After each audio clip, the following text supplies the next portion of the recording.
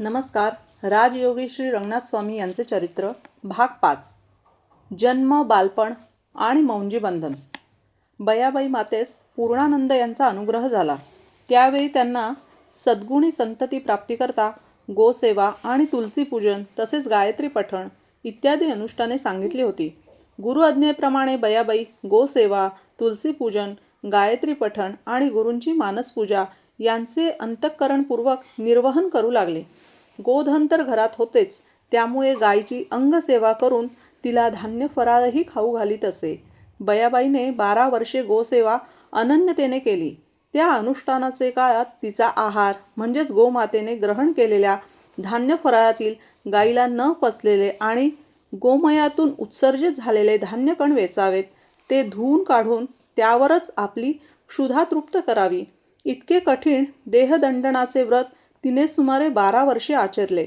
व्रताची सांगता होताच 60 ओलांडलेल्या बयाबाईच्या पोटी गर्भ राहिला. यथाकाळ प्रसूती झाली. धष्टपुष्ट आणि अतिशय गोंडस बाळाला जन्म दिला. नाव ठेवले यादवराव. यानंतर 2 वर्षांनीच पुन्हा बयाबाईचे पोटी गर्भस्थापन झाला. यावेळी त्या परमचैतन्यानेच लोकोद्धारार्थ स्वतःला सृजन करण्यासाठी बयाबाईच्या कुशीचा आश्रय घेतला होता. धन्य ती माता, जिच्या उदरी त्या परमात्म्याने अशा प्रकारे अवतरित होण्याकरिता तिला प्राधान्य दिले होते. माता बयाबाईला आताशा प्रापंचिक कामे अंमळ नकोशी वाटत होती. कंटाळा म्हणून नाही, पण त्या कामाप्रती पहिल्यासारखी ओढ, उत्साह वाटत नव्हता. शांत बसावे, जपजाप्य करावे, मोठ्या मोठ्या ग्रंथाचे अध्ययन करावे, तत्त्वज्ञान, धर्मशास्त्र यांच्यात चिंतनामध्ये वेळ घालवावा असे वाटू लागले. विनाकारण येणाऱ्या प्रापंचिक आणि व्यावहारिक बाबी नीरस वाटू लागल्या. देहबोली शांत, गंभीर, तितकीच प्रसन्न राहू लागली. बोपाजी पंतांना तिचे हे आचरण पाहता खात्री पटली की यावेळी गर्भात राहिलेला हा जीव काहीतरी दैवी अंशावतार असावा. कारण तिच्या चेहऱ्यावर एक सात्विक तेज आले होते. तिच्या आसपास कधीकधी मोहरलेल्या आंब्याचा वास तर कधीकधी चंदनाचा सुवास संपूर्ण घरभर दळवळत असे. तर कधीकधी बयाबाई ध्यानस्थ राहत असे. ही सर्व लक्षणे दैवी लक्षणे असल्यामुळे पोटी येणाऱ्या महापुरुषाच्या जन्मापूर्वीची उषःकालीन सूर्योदय पहाटच होती. याच दिवसात एकदा बयाबाई झोपली असताना तिच्या स्वप्नात पूर्णानंद स्वामी दिसले. प्रसन्न मुद्रा, तेजस्वी कांती. स्वप्नातच तिने सद्गुरूंचे स्वागत केले. पाद्यपूजन झाल्यानंतर समर्पण करण्याकरता ती स्वप्नातच इकडे तिकडे काहीतरी फळ सापडते का ते शोधत होती. तोच तिला एक श्रीफळ दिसले. तिने त्वरेने ते श्रीफळ स्वामींच्या झोळीत टाकले. स्वामी मंद स्मित करीत म्हणाले, बयाबाई, हे काय तुम्ही दिलेल्या श्रीफळातीलच एक श्रीफळ माझ्या झोळीत घातलेस काय? असो, जशी तुझी इच्छा. बयाबाई खडबडून जागी झाली. तिने हे स्वप्न बोपाजी पंतांना सांगितले. त्यांनी मनोमन स्वामींचा संकेत ओळखला. ते म्हणाले, थोडक्यात स्वामींना धर्मकार्याकरता 3 पैकी 1 अपत्य हवे असते. ते दिसते. असो, यथावकाश दिवस पूर्ण होताच माझा जन्म झाला. बोपाजी पंतांनी मनोमन ओळखले होते की मी त्यांच्याच प्रपंचवेलीवरील असे एक पुष्प आहे की ते स्वामीचरणी अर्पण करावे लागणार आहे. व्यावहारिक जगरहाटीत रमण्याकरता माझा जन्म नाही, अशी त्यांची ठाम समजूत होती. माझ्या जन्मानंतर आमच्या घरातील कौटुंबिक वातावरणात एक दैवी उत्साह संचारून गेला होता. सर्व साधनांची विपुलता आपोआप निर्माण होऊ लागली. संपूर्ण नाझरे गावातील कोणीही समाधानी, आनंदी आणि शांती इच्छा झाली की आमच्या घरी एखाद्या मंदिरात जावे इतक्या ओढीने येत असे. अपूर्णता हा शब्द प्रपंचाचा स्थायीभाव आहे, परंतु आमच्या कुटुंबात कोणतीही उणीव, चिंता, काळजी काहीच नव्हते.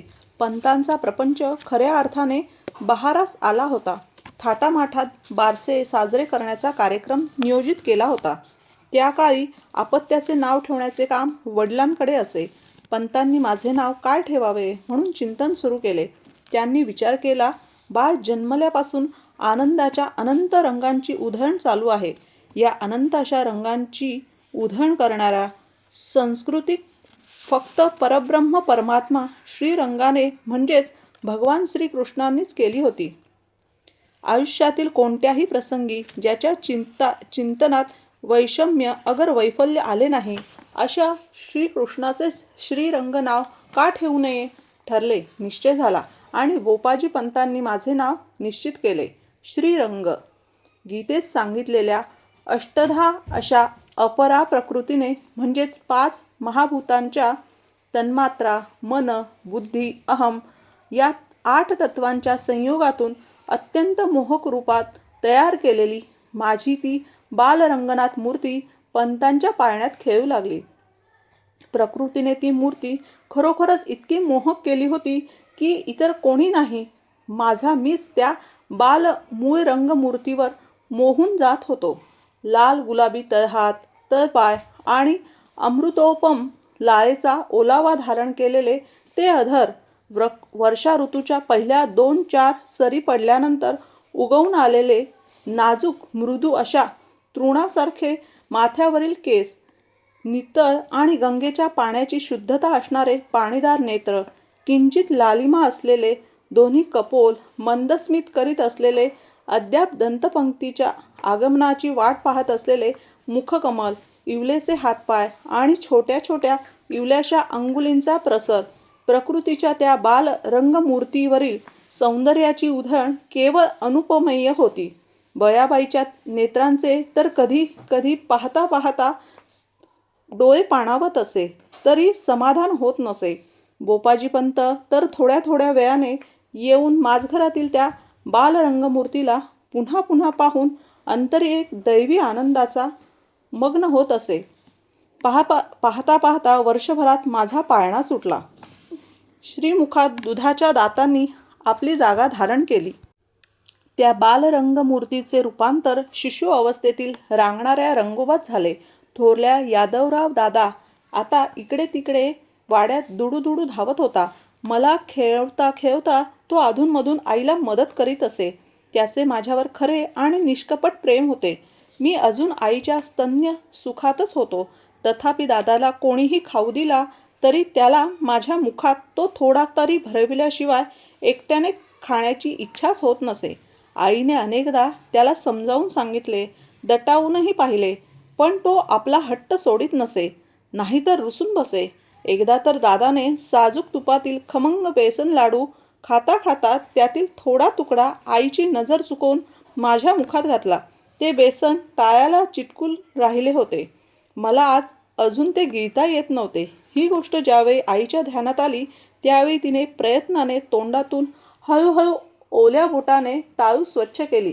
यादव दादाला चिडून 2 सपाटे बसले. मला आठवणारी रागावलेली माझी आई ती आयुष्यात एवढी एकच वेळी. पुढच्या वर्षी आईस पुन्हा अपत्यप्राप्ती झाली. नाव ठेवले विठ्ठल. पंतांच्या वेरीवरील हे शेंडेफळ. आई आणि 2-4 वर्षांनी थोर असलेले पंत. घरातील आम्ही 3 बालके. धन्यो गृहस्थाश्रमः या उक्तीप्रमाणे पंतांचा गृहस्थाश्रम अतिशय सुस्थितीत चालू होता. त्यांना कधीही काहीही कमी पडले नाही.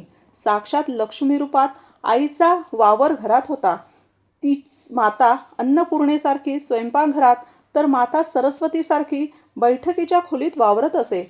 3ही रूपे धारण करणारी ती बयाबाई माता अजूनही स्मृतिपटलावरून विरळ देखील होत नाही.